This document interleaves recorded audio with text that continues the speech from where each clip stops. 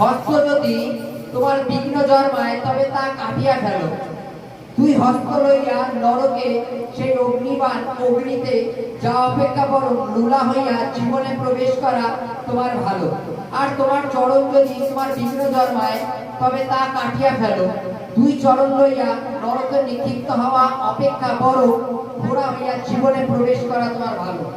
আর তোমার চক্ষু যদি তোমার বিঘ্ন জন্মায় তবে তা উৎপাটন করিয়া ফেলো।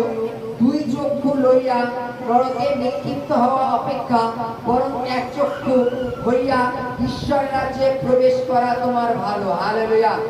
নরকে লোকেদের কীট মরে না এবং অগ্নি নির্বাণ হয় না। হালেলুয়া। এখানে নরকের একটা বর্ণনা দিয়েছে। নরকের পোকা কখনো মরে না, আর নরকের আগুন কখনো নেবে না। হালেলুয়া। আগেকার দিনে আমরা দেখেছি যে কয়লার ইঞ্জিন ছিল, জানো তো, রানাঘাট লাইনে চলতো, বেলচা করে করে কয়লা ঢেলে দিত। একজন লোক ওখানে অলরেডি থাকতো, তাহলে আগুনটা অলরেডি চলতে থাকতো আর ইঞ্জিন হিট হতো আর ট্রেন চলতো। এইরকম সিস্টেম ছিল। বলো তাহলে নরকের আগুন যদি অলরেডি বিমানে জ্বলে, কেউ না কেউ তো আছে কয়লা ঠেলে দেওয়ার জন্য নাকি? হালেলুয়া। ঈশ্বর সিস্টেম আগে থেকেই করে রেখেছে, কারো দিতে হবে না, অলরেডি জ্বলে যাবে। যদি বলো কেন, এই সূর্য রোজ সকালে উঠে সন্ধ্যাবেলায় ডুবে যায়, এই টাইম মেনটেন করার জন্য কেউ তো আছে না? কেউ নেই। ঈশ্বর এমন ভাবে সিস্টেম করে রেখেছে, ও ডেলি উঠবে আর ডেলি ডুবে যাবে। হালেলুয়া। এটা হচ্ছে ঈশ্বরের সিস্টেম। বাইবেলে ঈশ্বর শয়তানদের জন্য আর শয়তানের দূতের জন্য নরক বানিয়ে রেখেছে। আর বাইবেলে লেখা আছে সেই নরকের আগুন কখনো নেবে না, আর নরকের পোকা কখনো মরে না। হালেলুয়া। এই নরকের পোকার বর্ণনা জানো? নরকের পোকাটা মানে আরেকটা কেঁচোর মতো ছোট ছোট, যেটা চিকন মানে সরু হয়ে ভিতরে ঢুকে তোমার শরীরে গিয়ে মোটা হয়, আবার একটু জায়গা দিয়ে বেরিয়ে যাবে, আর যখন বেরিয়ে যাবে তোমার খুব যন্ত্রণা হবে, কষ্ট। নরক কথার অর্থ হচ্ছে কষ্টদায়ক স্থান। যেটা বাইবেলে লেখা আছে তিনি শয়তান আর শয়তানের সমস্ত দূতগণের জন্য বানিয়েছেন। হালেলুয়া। বাইবেলে বলছে যে তোমার হাত যদি বিঘ্ন জন্মায় তবে তোমার হাত কেটে ফেলো, তোমার পা যদি বিঘ্ন জন্মায় পা কেটে ফেলো, তোমার চোখ যদি বিঘ্ন জন্মায় চোখটাকে উগড়ে ফেলো। দুই চোখ নিয়ে নরকে যাওয়ার থেকে এক চোখ নিয়ে স্বর্গে যাওয়া লাভ। দুই হাত নিয়ে নরকে যাওয়া অপেক্ষা এক হাত নিয়ে স্বর্গে যাওয়া লাভ। দুই পা নিয়ে নরকে যাওয়া অপেক্ষা এক পা নিয়ে স্বর্গে যাওয়া লাভ। আমরা সকলেই তো লুলা ল্যাংড়া হয়ে যাবো নাকি? সকলে যদি একটা করে অঙ্গ কেটে ফেলি কি হবো? লুলার ল্যাংড়া হয়ে যাবো, তাই তো নাকি? বাইবেলে কি বলছে? এই যে অঙ্গগুলো কি? আমাদের সম্পর্ক। সম্পর্ক কোন দিক থেকে হতে পারে? বাইবেলে উদাহরণ দিয়েছে তোমার বডি, হাত পা চোখ নাক মুখ দিয়ে উদাহরণ দিয়েছে। যেমন উদাহরণ বাইবেলে লেখা আছে, একটুখানি যদি আমরা আগে যাই তাহলে আমরা এই বিষয়টাকে অবশ্যই মানে বলতে পারবো। হালেলুয়া।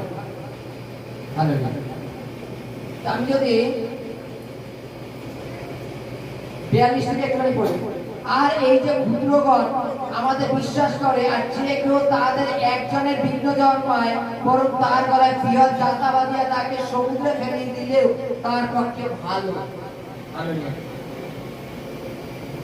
তোমার হাত, তোমার পা, তোমার চোখ যেগুলো কেটে ফেলার কথা, যেগুলো কে, যেমন উদাহরণস্বরূপ বলে এগুলো হচ্ছে আমাদের প্রত্যেকের সম্পর্ক, রিলেশন, আত্মীয়, সে যেই হোক না কেন।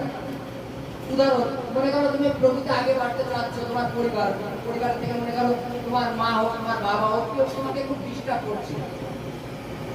যদি তুই প্রার্থনায় যাস তাহলে আমি তো, তার বাবা বলছে যদি প্রার্থনায় যাস তাহলে আমি তোর সম্পত্তি ভাগ দেবো না।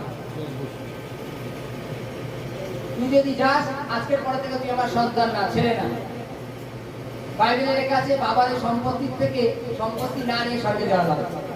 বাবার সম্পত্তি নিয়ে নরকে যাওয়ার থেকে সম্পত্তি ছাড়া স্বর্গে যাওয়া লাগে। যে বিঘ্ন জন্মাচ্ছে সেই সম্পর্কটা কেটে দাও, আলাদা করে দাও। সে তোমার যে কেউ হোক না কেন, আত্মীয় স্বজন রিলেটিভ যেই হোক না কেন। তুমি কার থেকে বিঘ্ন পাচ্ছ? চোখের থেকে উপড়ে ফেলো। চোখ নিয়ে এটা উদাহরণ।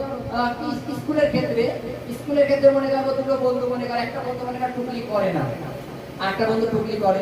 এবার কোনো ক্রমে চল আমরা দুজন একসাথে টুকলি করে এসে আমার ঘরে দিই। এবার সে যদি তোমার মনে করো বিঘ্নের কারণ হয়, তুমি তার বন্ধু তুমি ত্যাগ করে দাও।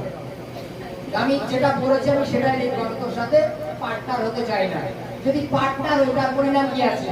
যদি স্যার ধরে তাহলে খাতা কেড়ে নেবে, এই বছরটা আমার ডিসমিস। আমরা এটাই করি তো নাকি? খানিকক্ষণের জন্য বন্ধুত্ব ত্যাগ করে দিই নাকি? বাইবেলে বলছে আমাদের স্বর্গে যাওয়ার পথে যদি তদ্রুপ কিছু বিঘ্ন থাকে, সেই বিঘ্নটাকে যেন আমরা কেটে ফেলি। মনে করো তুমি ধার্মিকতার পথে চলছো, দেখো একটা জিনিস যে এটাই বাস্তব যে যদি কেউ সৎ হয় বা ধার্মিকতার পথে চলে, তার জীবন অনেক বেকার সমস্যা আসবেই, সমস্যা আসবেই। আর শয়তান তো বারবার চায় যে দেখি তুই কতক্ষণ পাপ না করে থাকতে পারিস, দেখি বারবার তাকে বুঝানো চালু করে দেয়। তাকে বারবার, যেমন উদাহরণ, কোন একটা ছেলের সাথে তোমার হয়তো মনে করেন কথা কাটাকাটি হয়ে গেছে, যার জন্য তার তরুণ তুমি তার সাথে কথা বলছো না। এবার সে কি করবে? বিভিন্নভাবে তোমাকে খোঁজাবে যেন সমস্যা তৈরি করবার জন্য। বাইবেলে কি বলছে? যেটা তোমার বিঘ্ন কারণ যেটা আছে, মানে তোমার বন্ধুত্ব নিয়ে যদি তুমি মনে করো তুমি নরকে যাবা, তার থেকে বন্ধুত্ব কেটে দিয়ে তোমার স্বর্গে যাওয়ার লাভ। হালেলুয়া। মানুষের বন্ধুত্ব কতক্ষণ থাকে জানো? যতক্ষণ তোমার কাছে টাকা আছে, তাই তো নাকি? যতক্ষণ তোমার হাতে পায়ে বল আছে ততক্ষণ বন্ধুত্ব আছে। তোমার হাতে পায়ে বল চলে যাবে, তুমি যখন বিছানায় পড়ে যাবা, কেউ তোমাকে নিয়ে মনে মাথায় নিয়ে এক চা খাওয়াবে না, এক কাপ চা খাওয়াবে। হালেলুয়া। বাইবেলে কি বলছে?